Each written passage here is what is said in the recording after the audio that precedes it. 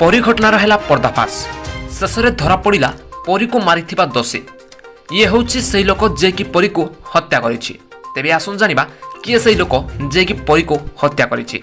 तेबे आपण माने भिडियोटी को आरंभ शेष पर्यंत देखंतु दोषी संबंध में टिकनिक खबर जानि पारिबे एवं भिडियोटी भल लागिले गोटे लाइक करबा सहित भिडियोटी को शेयर करनियंतु ता सहित चैनल को सब्सक्राइब करी पाखरे थवा घंटी चिन्ह को दबाइ दंतु एवं जदि आपण माने चाहुचंती कि परीर परिवार को न्याय मिलु बोले ताहेले जस्टिस फॉर परी बोली कमेंट सेक्शन में निश्चित भाव लिखि दियंतु।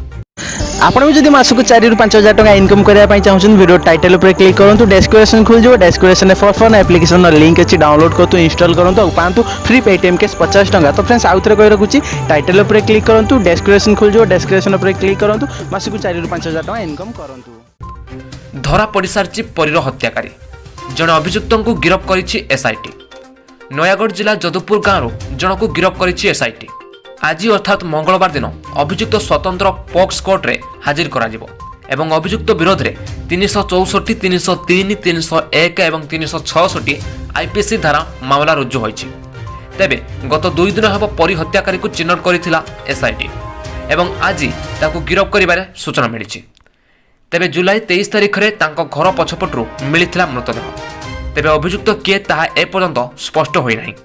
गतकाली एसआईटी सरोज सेठी एवं तांकर मां एवं भौणी को उठाई नेथिला। तेबे 12 घंटा पचरा उचरा करिया परे सरोज सेठी को मां एवं भौणी को एसआईटी छाड़ी देछि किंतु सरोज सेठी को अटकाई की रखिछि एसआईटी। तेबे पचरा उचरा करा जिबा सहित समस्तଙ୍କର लाइव डिटेक्शन टेस्ट करा जिबा सहित सरोज सेठी को भौणी को कुआ जायछि। तेबे सरोज सेठी होउचंती परीर गाँ लोक तथा पड़ोसी एवं एसआईटी तांको उठाइबा पूर्वरु 2 थर पचरा उचरा मध्य करिथिला।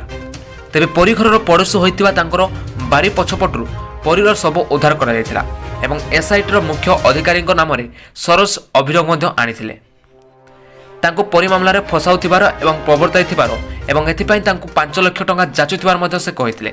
आ एभली क्षेत्र रे सरोज सेठींकर अभियोग भित्तिहीन बोली ओडिशा पुलिस तरफरु स्पष्टीकरण रखा जायछि।